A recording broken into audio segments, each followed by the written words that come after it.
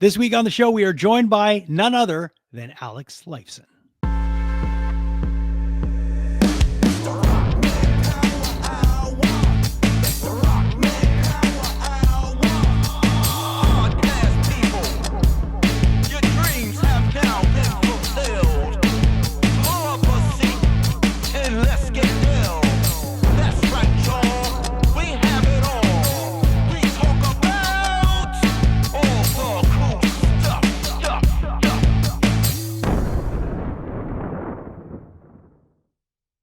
Welcome back to the Rockman Power Hour, a podcast where we talk to the most interesting people in the world of pop culture and everything in between. And this week on the show, we are joined by a legend in rock and roll, and his name is Alex Lifeson. Now, this is the second time that Alex has been with us on the show, and we're very, very happy to have him back. We're talking about the second album from his new project, Envy of None. I'm going to show you the vinyl really quick.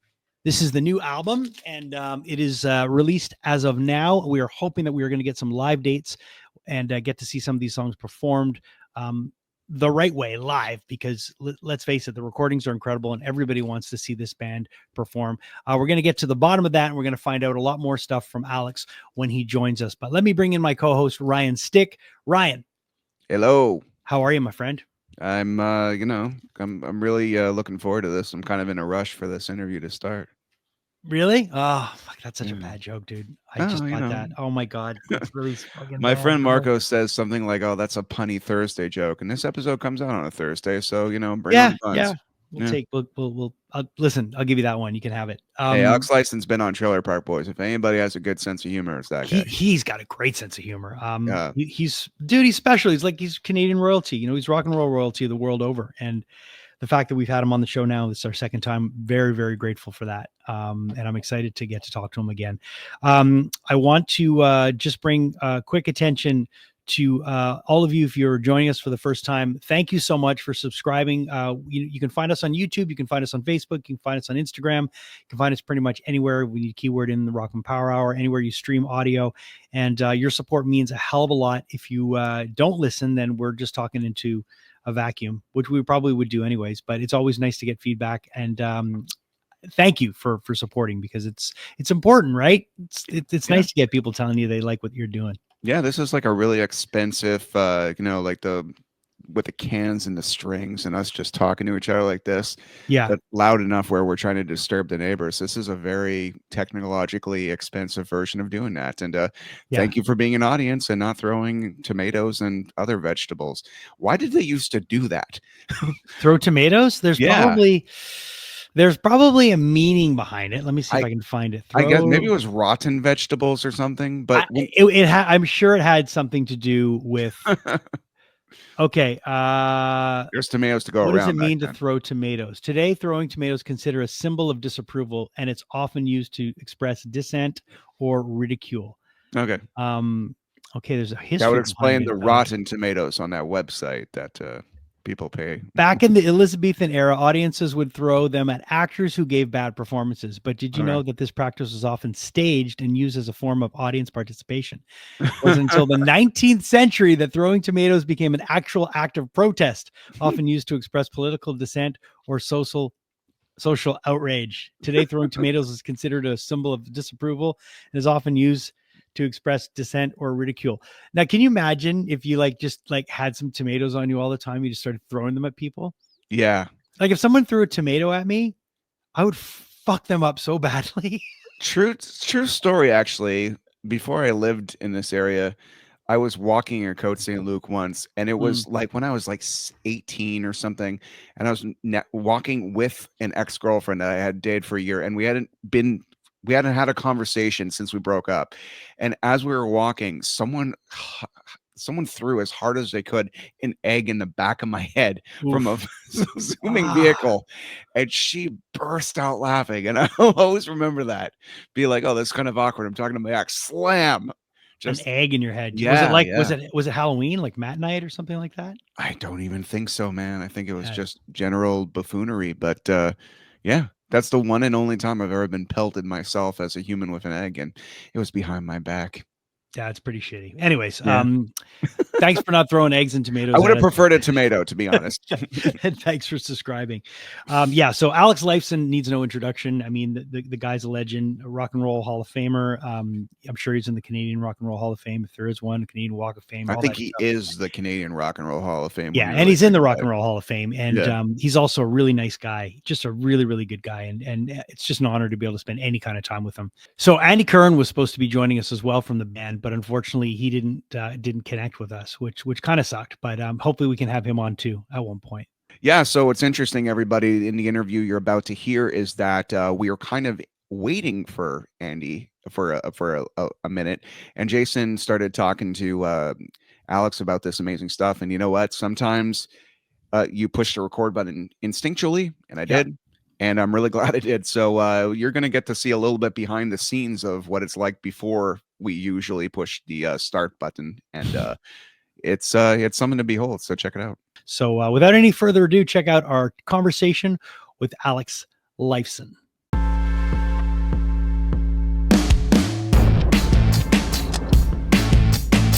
So I don't want to go too far before. Okay, I'll shut up. No. No, it's funny. There's the producer head. I'm just kind of like, oh man, it always happens. Every time we record anything, it's just all the best stuff is before and after.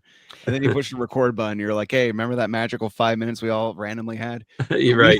Alex, I want to show you something really. I want to show you something really cool because last summer at Festival d'été de Québec, I got to do what you did with Getty. I hosted his panel. Oh, you did? Yeah. So I got a nice little thing saying that I was a great host, but great. So, did you get one of these little bracelets too? Wow. You had to fucking one up me, right? Oh, sorry. I thought everybody got one of those. I didn't get a bracelet. What the fuck? Oops. Where's my bracelet?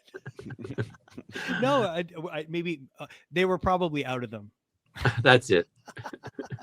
No, but it was a great experience. It was really, really fun. They ended up doing 2 of them. So I did one, and then Geneviève Bourne did one, who used to be a VJ at Music Plus, and it was just what a great experience. You know, it was yeah, fun. And a great book too, man. It's a fantastic book. It's so well written. Yeah.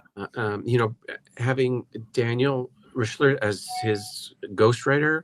Yeah. I mean, he's a great novelist on his own. But there's so much incredible stuff in the book. You know, the first few chapters about his parents and Holocaust and all of that is so powerful. Super powerful, man. And I related to so much of it, like, you know, like being like him saying he's a cultural Jew. Like I finally felt like I found my definite, because like I'm half Jewish and half Irish, and my mom was Irish. My mom's Irish. And my dad was Jewish. So I never felt I belonged in either world, because the Jews were like, well, you're not born of a Jewish mother. And then the Gentiles were like, well, you're a Jew. So it's like when him saying he's a cultural Jew, it's like, yes, like finally get it. Cause I don't really believe in the religious part, but culturally it was great. And I listened to it on audio. So it was whole different the audio version is awesome. Yeah. So good. It was so good. All right, really, really happy to be joined by Alex Lifeson. You know, we had you on when the first Envy of None album came out, and I was a big fan of this project. So thanks for coming back for album number 2. It's a pleasure. Thank you. It's so great to be able to sit with this record. I've sat with it for about a week now, and you know, I was very, you know, I know there was a little bit of there's kind of a small release that came out in between, but this to me really, really cements that this band is here. And this is something that wasn't just a one-off project. This is really a band. And, obviously my next question is going to be, are we going to get to see this live? Because I think after hearing the record, we need a tour now. Yeah. So, you know, we were very proud of the first record, and we didn't really, I mean, I knew Andy, but I didn't know Alf that well, and of course I didn't know Maya, so we weren't sure what it was. You know, it was a project, a recording project, and we worked during the epidemic, or the pandemic rather, and you know, we worked remotely, and it was a whole experience. After we finished it, you know, we thought, should we continue? Yeah, okay, let's go. And the ideas started rolling, and then we dove into it, and we continued working the same remote way, which is a great way to work. It's much more uh, um, effective, I think, for this kind of recording, and efficient for sure. So now at the end of it all, I think when I got this album back in its sequence, mastered, after not listening to it for a few days, I listened to it and I thought, wow, okay, we're actually a band. Band, yeah. Not just a fun little project. This is a band. Listening to all our stuff, a couple of hours in a nice theater with a great, PA system and a nice subtle light show would be awesome. And we're talking about it. We want to see how the record does. If it has the kind of response we're hoping, that then maybe we have an audience where we can do numerous dates in a city or a couple of cities, and sort of take it from there. If not, it's hard to justify doing it. This industry is so different from what I grew up in. Yeah. And it's so flighty, things come and go, and at the end of the day, nobody really cares very much. But if the interest is there, that's something we would definitely consider. I love the idea of like a residency, if you will, like maybe, maybe doing like, doing something crazy where you do like an Elma combo and you do like 5 nights, because they really, they did a really nice job redoing that room. Yeah. And that would be so intimate, and something like that where people will try, because I think people will travel to see it, especially if it's limited. But I think you gotta perform it live, because like, especially some of the songs on this record, they seem almost a little bit more organic, even because like the first project had a very electronic feel, but this really has a vibe where like I could definitely see this being played live. Yeah, we're using live drummers on all the songs. And I think it rocks a little more than the first record. I think I feel a little on the first record, I really explored the guitar as a camouflaged instrument. For some reason, I just wanted to. First of all, it's a lot of fun. Fun to create, these sounds that are un-guitar-like, but they're done on a guitar. With this second record, I felt a little more comfortable with the idea of adding some solos here and there, provided they were in service of the song. And I've always been that way with solos. I don't need it as the show-off platform or anything like that. Certainly there are lots and lots of, especially young guitarists now, that are great at showing off. But I think it's got to be really an integral part of the song, and it has to have a purpose. Like the solo in The Story, for example, that solo comes in and it builds, it ramps up to the next part, which to me is the much more important part than the solo. That's where the message is really driven home by Maya. That's where the dynamics really pick up.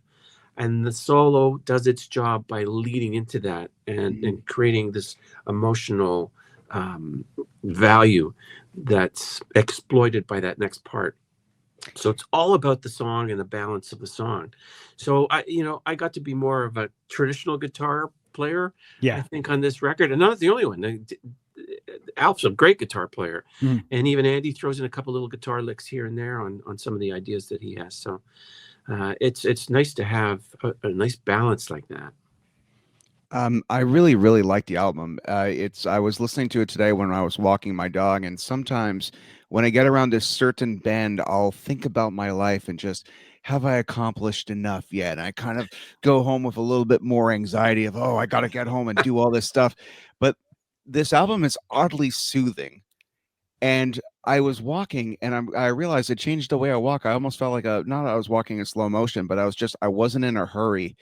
And I realized I accidentally listened to the album twice, because it kind of like there's a really nice flow to it, but at the same time, the guitar, what I love about the guitar is that it doesn't insist upon itself. It is organically in the background, and it's actually interesting how much creativity it allows you to add all these little layers and all these little touches that I guess a guitar player with not as much confidence in their ability would need more pushed into the mix and pushed into the front. It's actually fun to listen harder, if that makes any sense, with this album. Yeah, no, it does make total sense, and that's the way I listen to it. And that's the way I hear it when we're making the record.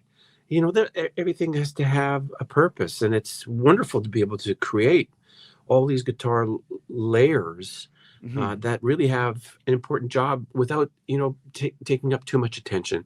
Because truly, I feel that the focus of attention in Envy of None is Maya.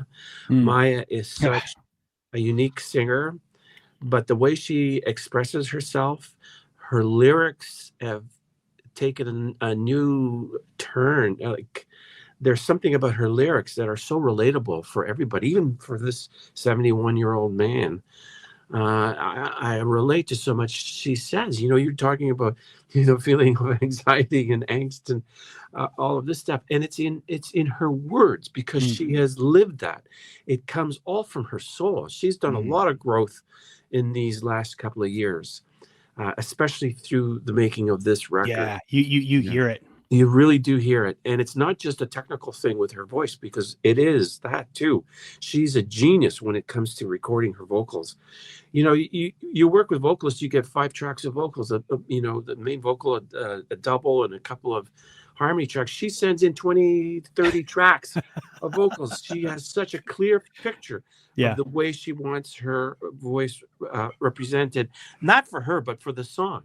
So it's a joy working with her. I absolutely love working with her. We have a really great relationship. I mean, I talked about this on the first record where we sort of danced together, but now we're twirling. It's yeah, and she sounds like, I think obviously there's always going to be the shadow of you guys and stuff, but not now. You feel it, like she's the singer of this band, and it's like it's not like, oh, they just picked, they just plucked this singer out of obscurity to be in this awesome project. Like now it's like, no, she's owning this. yeah. Ryan and I are big fans of Louise Post from Veruca Salt, and we love Veruca Salt. I heard some really, and I mean, maybe it's just, if you listen to music long enough, you start to hear some of the stuff that reminds you or is reminiscent, but it had very much a 90s alternative vibe. Yes, absolutely. That's it. Because that's my wheelhouse. 90s alternative music's my wheelhouse. I even heard some 9 Inch Nails in here somewhere, which is and Garbage. Yeah, 9 Inch Nails, Garbage, even a little bit of an Evanescence flair in the vocal meets, I don't know, Bjork. Like it's really, there's a softness to it, and there's an aggression. It was a really transformative experience to listen to from front to back, because there was no track skipping or anything like that. I literally just let it play. And my friend Alex is a huge fan of yours, and he's a tattoo artist. He has a shop called Saving Grace Tattoo. He did a 180 in his life. He was in finance, an accountant, and just said, I want to be a tattoo artist. Completely reinvented himself. A very interesting second act he's had in his life. And I'm going to tell him, I'm like, dude, you got to play this music in your shop, because if you play this in your shop, whoever's getting a needle aggressively stuck into there for like an hour and a half to 2 hours, it's going to feel way fucking better because you're listening to this album. Yeah, this album is a beautiful record to listen to. Just, it is. Objectively, there's something about it, like you say, that just touches you, and it captures you. And I think a lot of it has to do with Maya's voice. There's something soothing about it. At the same time, there's a lot of angst, and there's a lot of sadness in her voice, but there's also joy. Like she's all over the map on this record, and it's just wonderful to listen to. And I think that's why you can listen to it a couple of times without realizing that you've listened to it. That's a good sign. That's a good sign for a record. It flows track to track. Everything is so different from the thing that you heard before. So. On Not Dead Yet, I find it's obviously it's a single, and it's being pushed as such, but it just has this undeniability in the chorus, and especially at the end when you're getting those two vocals that are going together, which are both hooky. I guess when it comes to the actual hooks and all that, is that a collaborative effort, or is that something where you guys, like, how do you work? Because I know a lot of the times, being someone like yourself who's written in a room before, how do you get those, like, where do those vocal hooks come from? And is it a phonetic thing that you kind of send to Maya and go, look, this is an idea, can you build on that and put lyrics on it? Or how do you do a collaborative effort like that being remote? Yeah, an idea comes by, whether Yeah. it comes from Andy and Alf or Maya or me, but an idea comes by, and it's usually just a seed of an idea. Mhm. I get it. I start layering guitars. Quite often, I start with just acoustics, Mm. and I'll layer a bunch of guitars, but they're scratch. Yeah. They're not necessarily the finals.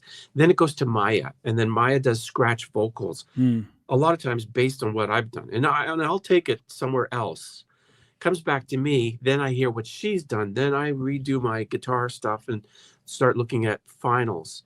And they change depending on what she did. Then it goes back to her, and she changes for finals. Yeah. So it's been going back and forth like this, and I love working this way. For me, the real fun of songwriting is taking someone else's idea and sending it out into space. Yeah.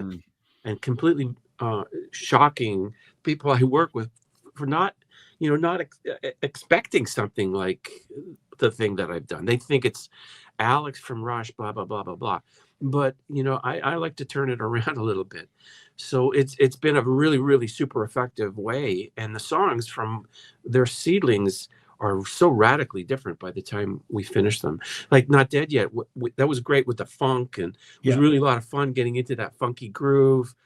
But after the section, where the full heaviness of the band comes in, that whole outro was written afterwards.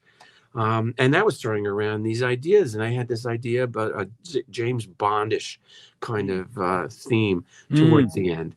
And it really has that, those guitar riffs at the end. The fact that the song's called Not Dead Yet, what a great Bond title that would be. Yeah. Yeah. For the next Bond movie. True. Right. It's true. That is such a Bond title. It's interesting you said James Bond. I'm just said this entire album is very cinematic, and I think it would lend itself to movies, especially and apologies because I heard it twice this morning when I was walking my dog in a nice Zen state. What is it called? Is it called No Hero or Hero of the Day? It's track number 2. The story.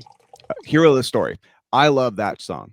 That song is fantastic. We're in the Comic-Con world a lot. I'm like, that feels like either the ending credits of a movie or the intro song to a superhero TV show or something. Yeah. Like I find that, and the hooks continue. There's one song near the end of the album that actually is interesting. It sounds almost kind of like when YouTube does that interesting thing where they'll take Black Sabbath and a disco song, and because it's the same tempo, they'll put it in the same thing. There's this one song where there's almost a Beatles. Yeah, there's almost a Beatles type of there's almost a Beatles Rolling Stones type of rock and roll slight riff, and it's happening over and it blends together perfectly. That's exactly what it reminded me of. Anyway, that all being said, the album is a really interesting listen, and I think Jason has this on vinyl. This is a vinyl album, where you don't skip a song, let the entire thing happen. Yeah. Was the track listing purposely chosen for that specific reason? When we were getting all the songs together, I think probably I started working on the sequencing when we were about 2/3 of the way through, and starting to sort of juggle songs that I thought were in a good sequence. And then as we added those last 3 or 4 songs, just fitted them in to where they felt right. Sequencing is always a tough thing. With Rush, we used to do this big board with these song title plates with magnets, and we would change the order. We just put it up in the studio in the control room, and over the course of the recording of the months that we were in recording, we would move things around until we finally settled on a sequence. And it's kind of the same thing. It sort of worked on that for a while and moved things around, and this sequence seemed like a good flow, good dynamic flow for the more energetic songs and the moodier songs. So there's kind of spaces, every third, there's a slower tempo and stuff like that. It's a little bit of a hit and miss and a little bit of a skill at the same time. It seems like you guys put an importance on the aesthetic of this band as well, and I really really like it. And the first album crossing over to this new release, with the cover where we have what seems to be twins again, What does that come from? Is that something that you guys are like, well, we have a designer that does that, or okay, I can tell by your smile there's something behind it. Tell me a bit about that, because I know, probably knowing you and your work, there's meaning in all of this, and there's got to be some meaning in that too. Yeah, you'd think. Is there not at all, or was there it isn't like, at all? oh, So Andy had come across these. I don't know. He was surfing something, and he came across these photographs, Eli's photographs, okay. and they're sort of fashion photographs. Sure, yeah. And the first record just really struck us with the nurses with the big, caps, that big pills, and Yeah. And we thought, how awesome! This is like those Roxy music covers, Exactly, where they don't relate to anything. There's Yes, not about a song nothing. or anything like that. It's just a really cool graphic image. Yeah. And then we thought, for the second one, what can we do with this one? And then it just, when we saw what he'd sort of come up with, the windmill and the two with the binoculars, it was like, oh, this is perfect. We're going to just keep this going. Yeah, and it's great. And what's and it's such a great comparison, because Roxy Music always had such a great aesthetic. Yeah. And the band just exuded cool. But what I find with this, there's some kind of a mystery to it. Yeah. It's great. And I love the fact that you said it. I have nothing to do with it. It's just, but it's kind of, but that's what's great. But that's what's great about music. It's like, if you start an idea and you pass it to somebody else and they take it somewhere else, the idea of having somebody take, the music and go, this is what I see, what would be a great visual to add to it. What would be nice is that if you kept this person on as part of the team, so that continues, because when you have this kind of, the aesthetic of a band is so important. Like when you visually see something for the first time, especially with the return of vinyl and people being so excited about it. And I mean, an album cover can just sell something to somebody. And yeah, so but I love the fact that you're like, nothing to do with it. Yeah, it's interesting you're talking about vinyl covers. I remember famously Brian Wilson of the Beach Boys, like when they put out Pet Sounds, he killed himself to make that album. He took about 5 seconds to think about the album cover. And even Paul McCartney's like, Brian, you got a great album there, but you really got to work on your album title, your album covers a little bit. Oh, it's awful. Yeah. It's horrible. Yeah. Meanwhile, Beatles like make Sgt. Pepper and like go crazy with their album cover. And, they make something visually iconic as much as it can sound. It sounds like that. Alex, I got to say, I think, personally, just, it seems like your superpower as a musician is two things. You never kind of just plant your feet in the ground and say, I'm here and this is what I'm best at and I'm not going to do anything else. It just seems like Rush, there was always an evolution. But also with this, you had mentioned your age before, which I'm astounded at because you look about 20 years your junior. But he wants a bracelet. I can tell. I'm thinking when I'm listening to this album, you don't sound like some established rock guy who's like throwing a bone to these people and being like, here's my cameo, kids. No. You kind of like blend in the background and you play for the song like every true musician should. Do you find that when you, even with Rush, it wasn't always about you? You were more of like, I'm a band guy. I'm not just a singular musician. I want to be in a band. I want to collaborate. Do you find like that's like your superpower? Quote unquote? I think that, I don't know about a superpower, but that's certainly the way I feel. I mean, you get a lot of celebrity thrown at you and all of that stuff. It's just normal. This in this fan world, but honestly, I'm just a guy who loves playing guitar, and I always have since I was 11 years old. I feel so lucky that I have that, and it's not about having a successful career or any of this. I play guitar every day. I play usually for 3 or 4 hours a day. I play for an hour before I go to bed every night. I like to have a little puff, and then I sit down and I keep a couple of guitars in the bedroom, and I, go back and forth, a nylon string one day, steel string, and I play for an hour, and I'm lost, and I don't play scales or I don't practice. I just play guitar because it's so fucking amazing to be able to do that. Yeah. And I'm going to do it until my last breath. I know that. And I don't attach any kind of, specialness to it. It's just a blessing for me that I can do that. And then if I can apply it to other people's music and use my skills that I've learned over the years to do something to make their music better, that's a real gratifying experience for me. I work on a lot of different projects. I'm working on a project now with some of the guys from Bare Naked Ladies and the Real Statics on a Great Lakes documentary, and it's all jam based. So we have hours and hours of jamming, and now we're editing and putting it all together. Wow, what a great experience that is, because it's not being a big shot. It's there playing with other great players, making great music, and everybody's contributing. And that's the essence of being a musician and being a part of this whole musical world. It's not about being, the big shot, And I think that your passion for music comes through, and in this project it really does. And again, going back to what you said, like being able to take a back seat and letting for the better of the song is always how it should be. Yeah. And you can sense that with this. But it's the one thing I was going to ask you about is the title of this record. It's okay, Stygian Waves, right? Right. Yeah. Okay, I got it right. Yeah. So, well, we spelled it phonetically on the cover, so you can't. Okay, that's it. All right. So, what is a Stygian wave? So, Stygian waves. This also comes from Ovid, who the Roman philosopher. Yep. That's where the envy of none name comes from. And in an essay, he'd made mention of the envy of none, and he also mentions the Stygian waves. And Stygian waves in mythology are the turbulent waters, increasingly turbulent waters, as you get closer to the gates of hell on the river Styx. Oh. So we like to think that there's a way to navigate those waters into calmer waters, but I'm not so sure these days. Yeah. It seems to me that we're floating down towards the gates of hell quite rapidly. Yeah. Okay. That's something, man. I like that. Just Stygian waves. And it's cool sounding.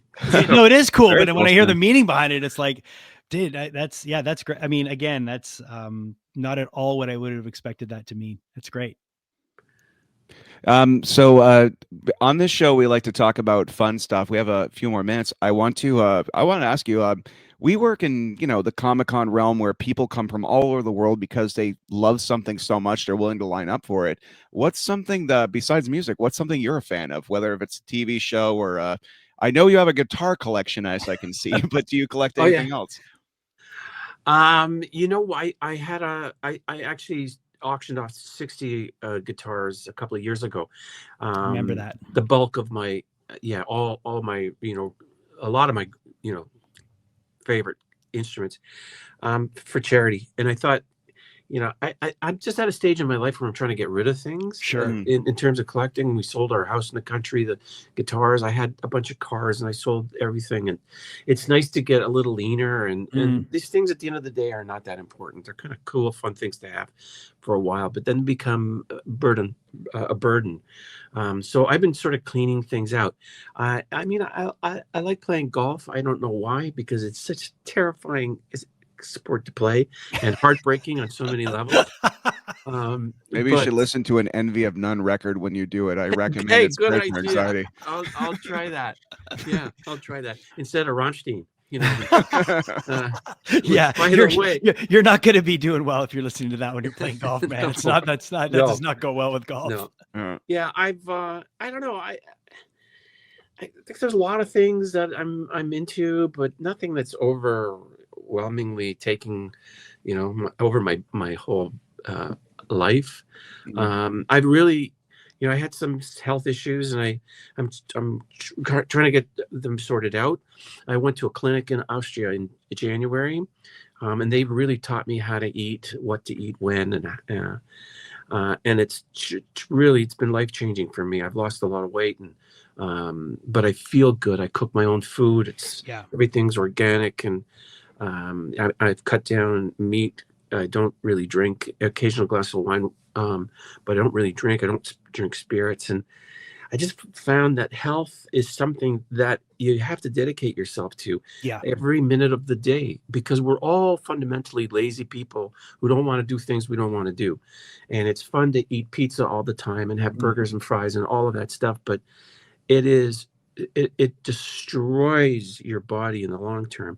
Yeah. And it takes something to really uh, kick it home that you really have to be careful about how you view your life and what you put into your body. And I'm at that stage, and it's become sort of a passion. I'm driving everybody around me crazy, showing pictures of the way I cook my meals and all of that stuff. But it's been probably the most important change in my life in a very, very long time. Well, and you got to move, right? You got, like, I'm 54, and I find, like, I when I'm not moving, my body every day and doing something, it's tough. And I joined this place called Orange Theory, which is like a it's like a hit training thing where there's like 12 treadmills, 12 rowing machines, and 12 little stations where you do some weights. And it's an hour where I don't have my phone. There's an instructor that brings you through. You wear a heart rate monitor, and I do it every morning. Yeah. And every morning I go and I blast through, do maybe 500 to 700 calories, but I feel great. It starts my day off right. And every day I think you need to do something. Your body needs to do something hard where it's just going like, oh, I don't want to do that, because you always come out the other end and you feel better. Absolutely. Your body loves you for it. Yeah. As much as you might hate it at the minute. Yeah, but after body you loves you always feel better. You always Yeah. feel better. Well, Yeah. I got to tell you, man, I really am glad that you're saying that you're taking care of yourself, because this world needs as much Alex Lifeson as it can get for as long as it can. So I'm glad you're doing that, and I really appreciate you taking the time today. Again, it's always a pleasure to chat with you. Same here. The record is great. It's coming out March 28th, and I again, right, going back to that initial question, please try to do this live, because if it's somewhere that's drivable, I'm there. Okay, awesome. I'll look for you. What a great guy. The next time he's on the show and I say that, I'm projecting, because I always thought he'd come back, and he was definitely our most popular guest. Yeah. I mean, come on, our man. first run. Yeah. Yeah. I wanted to ask him about touring with Kiss, considering, Kiss is like all about the show. However, I happen to love their music. I would give, but a lot of effort is put into the show. While with Rush, all the effort is put into the music. The show is what the show is, but it is all about the music, and that kind of contrast. And from what I understand, they got along really well. And there's a funny thing where the girls were kicked out of backstage because they're like, "Hey, we're getting ready to play our music," and Gene's like, "What the hell did you do?" It would have been really funny to ask him about that. So next time, Yeah, no doubt. Well, listen, I think it's the kind of thing where you talk to someone like that who's done so much, and it's always after the fact, you're like, oh, I should have asked that, or we should have, but yeah, they just put it out there that we'll have them back, and hopefully we will. And I want to thank our friend Simon Fauteur at Six Media for helping us get Alex on the show again. That was really a really nice treat, really, really nice treat. And dude, the band Envy of None is great. I love the music. I really do. I was a huge fan of the first album, and I'm glad that the second album's. I'm glad this is a real band now. It's not just a project. It's not just a one-off thing. It seems like it's a real project, and their singers really come into her own. Andy Curran too, of Coney Hatch is in that band as well. So it's a really, really cool project that I'm glad people are responding to. And man, I really like I said it in the interview with him, I really hope we get to see it live. I really hope we get to see it live, because if we don't, it's gonna be sad. Because on the first one, I really wanted to hear some of those songs live. Yeah, it's really nice to say this wholeheartedly, that I really do think that band is amazing. And sometimes in this medium, to get guests or whatever, you're like, oh, you're doing new stuff. That's cute. But in this case, it's just like, damn, this is really good. And I hope I phrased it enough, like, well in the interview, but Rush was just this, Rush, every part of Rush mattered, and every part of it complemented each other, and the musicianship is just astounding. And Alex probably publicly got the less recognition of the other two. However, was just an insane guitar hero. Like, anybody who knows music knows that Alex Lifeson is where it's at. Oh yeah. But it's funny how everyone's like, yeah, Geddy Lee, best bass player ever. Neil Peart, drum god. Like, they don't say it as much about Alex. However, Alex is, like I was trying to say in the interview, his superpower is kind of being like, it doesn't really need to be about me. And the Yeah. guitar is a loud, attention-seeking instrument. And to not fall prey to the Guitar Hero era of the 80s, where all of a sudden everybody was playing at lightning speed for the sake of it. Yeah. He was still him.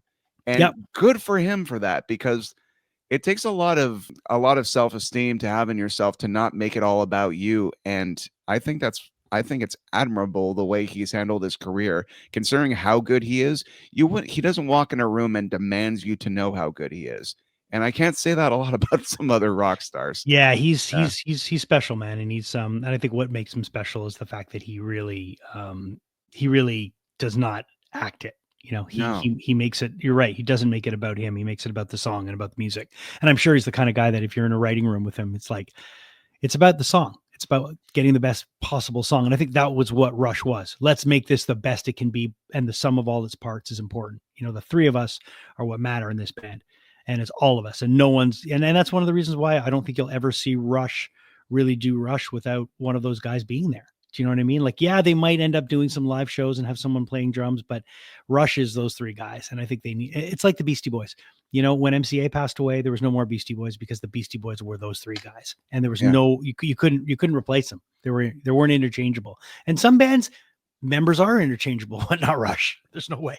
That's the thing about MCA too, is that everyone also kind of knew Mike D and Ad Rock a little bit more. Like he was the guy in the middle with the voice that sounded like he was gargling razor blades, like.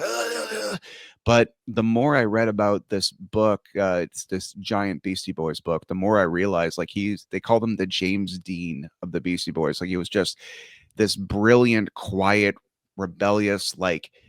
MCA was just fascinating. They'd be like, oh, okay, hey, all right, it's 4 o'clock in the morning. We've been jamming all night. Let's meet up at 11 a.m. tomorrow. Cool, great. They get to this house, and he's rigged his entire house to have DAT tape playing everywhere to create a loop. And they're like, how did you have time to figure this out? We saw you a few hours ago. Yeah. And you were supposed to be sleeping. And it's just, so I feel like that's kind of like what Alex brings to Rush too. It's just this, I don't know, this kind of humble brilliance. And maybe that's a true testament to what it's like to be a Canadian, I suppose, as well. Yeah. We tend to be humble, even though we're amazing. So that's nothing wrong with that. All right. Well, big thanks to our guest, Alex Lifeson. Thanks again to our friend Simon Filter for helping us have him on the show. Next week on the show, we have, I believe we're going to be talking to one of the guys from Disturbed.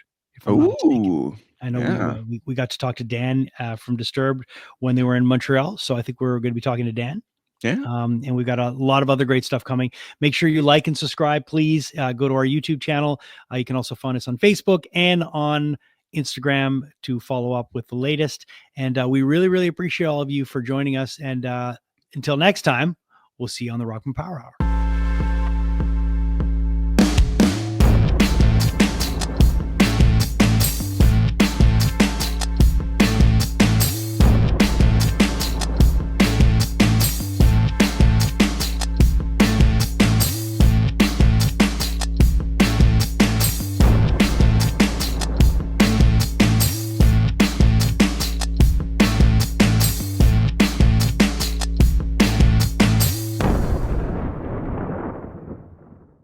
Hey, thanks so much for watching the podcast. We really appreciate your support. And if you're enjoying the podcast, click this link right over here to watch the next episode, and click right over here and subscribe. And that way you won't miss anything.